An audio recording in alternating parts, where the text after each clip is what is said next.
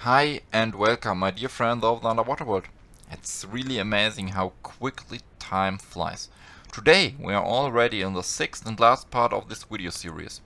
You can of course find the other parts as links in the video description. Nevertheless, please don't forget to leave a like, a comment and a free subscription. Everything helps me and the channel a lot, and apart from the comments, everything only costs you a single click. But enough for today's preamble. Let's take a look at the diaphragm-controlled first stage. You can see at first glance that this design is a little more extensive. But don't worry, you've learned the basic functions and principle well enough in the last few weeks, so I'm sure you won't have any problems understanding it. As with all models, we have a high pressure connection to the tank, which of course does not exert any pressure on the opening mechanism. Otherwise it would be an unbalanced first stage. We also have a medium pressure outlet, which can of course supply several medium pressure connections. Some of you will have noticed something by now. You have not drawn any openings to the surroundings in your diagram, you want to say. We don't need them here either. The ambient pressure is transmitted via a movable diaphragm and a connected spring to a so-called valve pin, shown in yellow, on which the actual valve, the orange part, sits.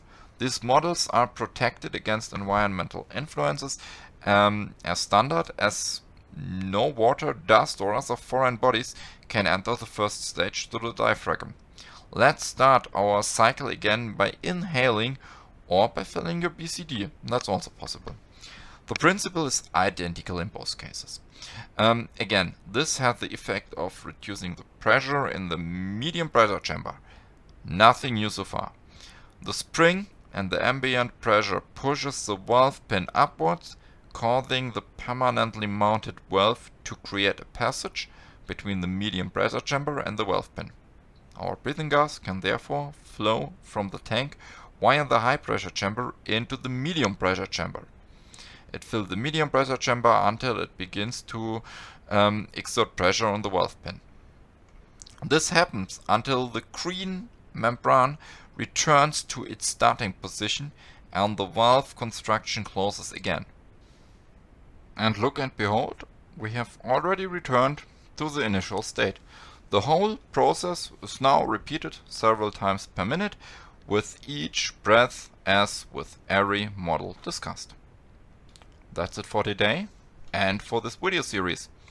Did you find that you understand more with each video, even though the explanations got shorter and shorter? I really hope you enjoyed these videos, and if you haven't already, please let me know your feedback. In particular, I'd be very interested to know if you liked splitting the topics into several videos, or if you would have preferred one video that covered everything at once. Of course, questions about the future topics to be covered are also welcome, but I'll leave it at that for today. Thank you for watching the video series. I look forward to hearing or reading from you, and as always, I say all time good air and ciao.